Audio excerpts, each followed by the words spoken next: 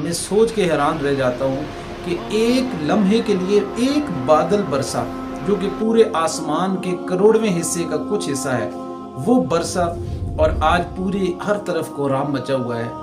جو قرآن کہہ رہا ہے کہ اذا السماء انشقت واذنت لربها وحقت، کہ لوگوں ڈرو اس وقت کے کہ جب آسمان پھٹ جائے گا، اور ڈرو اس وقت سے کہ اذا السماء انفطرت، کہ جب آسمان بکھر کر رہ جائے گا، ریزہ ریزہ ہو جائے گا۔ اذا السماء انفطرت واذا الکواکب انتصرت، جب آسمان اور ستارے بکھر کے رہ جائیں گے۔ اور پھر کہا کہ اذا الشمس کورت، کہ جب سورج کو لپیٹ دیا جائے گا۔ جب یہ منظر نامہ ہوگا تو سوچیں کہ پھر کیا عالم ہوگا۔ جب ایک بادل کا تودہ گرا اور کوہرام مچ گیا، 500 سے زائد لاشیں گر چکی ہیں، مجھے یہ بتائیں کہ جب پورے کا پورا آسمان پھٹ کے نیچے آئے گا پھر کیا منظر ہوگا۔ ابھی ایک پہاڑ جو ہے نا وہ ریزہ ریزہ ہوا ہے، اور اس کے نتیجے میں پورے کئی گاؤں بہ گئے۔ جب پہاڑ ریزہ ریزہ ہو جائیں گے تو سوچیے اور سمجھیے پھر اس وقت عالم کیا ہوگا۔ ہمیں کیا یہ منظر جھنجھوڑنے کے لیے کافی نہیں؟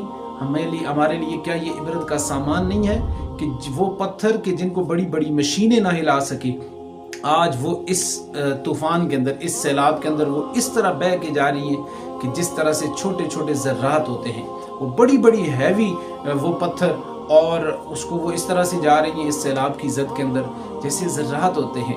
یہ اللہ تعالیٰ مجھے اور آپ کو سمجھانا چاہتا ہے کہ وہ اللہ تعالیٰ ہر چیز پہ قادر ہے۔ وہ اللہ تعالیٰ اگر یہ ہمیں سزا دینے پہ آئے تو وہ یوں بھی دیا کرتا ہے۔ اللہ سے پناہ مانگیے، اللہ کی بارگاہ میں دعا کیجیے کہ اللہ تعالیٰ کلاؤڈ برسٹ جیسی آفات سے، سیلاب جیسی آفات سے اللہ تعالیٰ ہم سب کو محفوظ و معمون فرمائے۔ السلام علیکم ورحمۃ اللہ وبرکاتہ۔